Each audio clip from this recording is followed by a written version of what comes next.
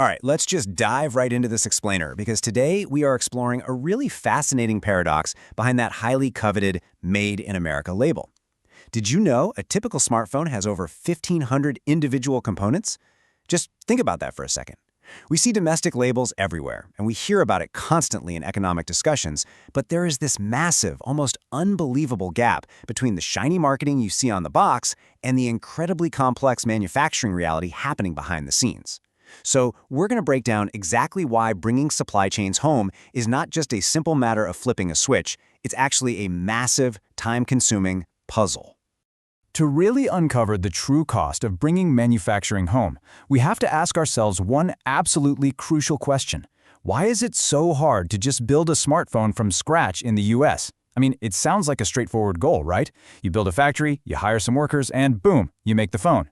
But the modern technology ecosystem is infinitely more complex than that.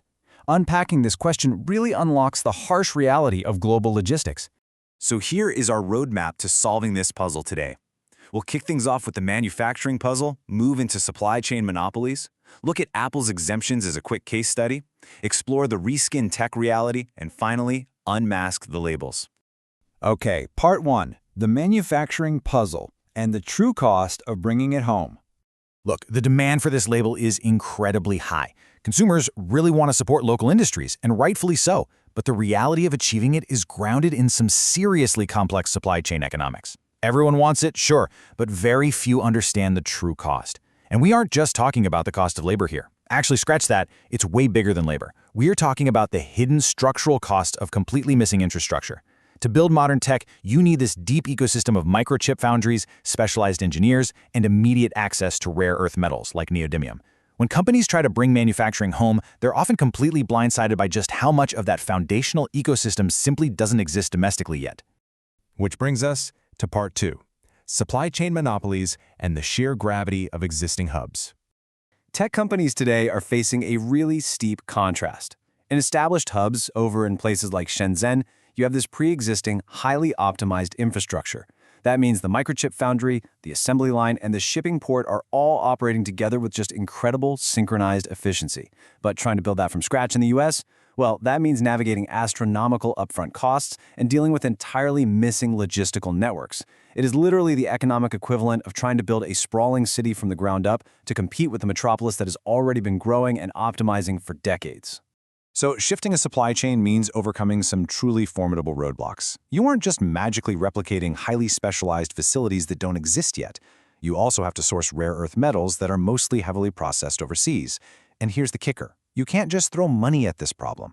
Training a specialized, high-tech manufacturing workforce takes years.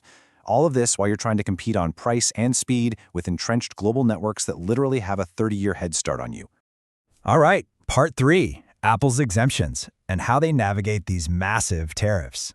When the costs of importing parts from those overseas hubs rise due to tariffs, giant tech companies like Apple have a massive advantage. They have the economic weight, the huge legal teams, and the pure leverage to negotiate specific exemptions for their crucial components. Smaller companies, they completely lack this leverage. If a small startup tries to import parts to assemble them locally, they get hit with the full crushing weight of the tariffs. This makes it nearly impossible for them to compete on the final retail price of the product. And the sheer scale of these million-dollar exemptions completely alters the entire manufacturing landscape. Think about it. When a massive corporation saves millions in tariffs, it effectively subsidizes their continued reliance on those established overseas hubs. It allows them to maintain their profit margins without being forced to take on the astronomical, risky costs of building domestic infrastructure from scratch. It creates this wild dynamic where the biggest players in the game are actually shielded from the very economic pressures that are supposed to encourage domestic manufacturing in the first place. Let's move into part 4, the reskinned tech reality and the illusion of domestic production. Because building a supply chain from scratch is so incredibly difficult, some companies opt for a pretty clever workaround. We call them reskinned devices. The complex, heavily engineered core components, the processors, the high-risk screens, the batteries, those are all manufactured in those highly efficient overseas hubs. Then they are shipped domestically for a purely superficial alteration. We're talking maybe snapping on a final piece of plastic casing or just slapping a logo on the back. It's just enough to legally rebrand it as a locally made or locally assembled product. So here's the exact playbook for how overseas tech is repackaged to leverage domestic sentiment.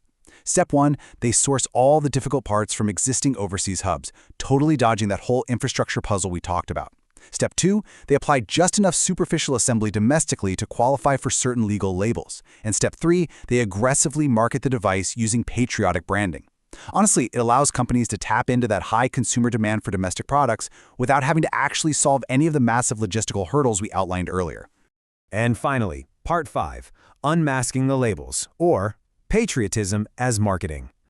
We all have a really powerful desire to support our local economies. That's a good thing, but the branding of patriotism in tech is often used as a really clever marketing tool rather than a reflection of end-to-end reality. When we actually look at the data, from the undeniable gravity of those existing supply chain hubs to the reality of tariff exemptions and reskinned devices, we start to see that the Made in America stamp in the tech world is incredibly nuanced. It's frequently a feat of brilliant marketing rather than a sign that a company has successfully built a smartphone entirely from scratch on domestic soil.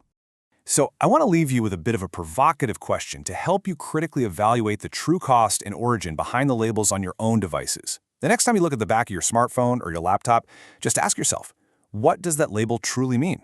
Is it representing a completely domestic supply chain from start to finish? Or is it a reskinned product of global infrastructure and complex tariff exemptions? Understanding this massive puzzle makes all of us much smarter consumers. Thank you so much for joining me for this explainer. Keep asking those tough questions and always look a little closer at the label.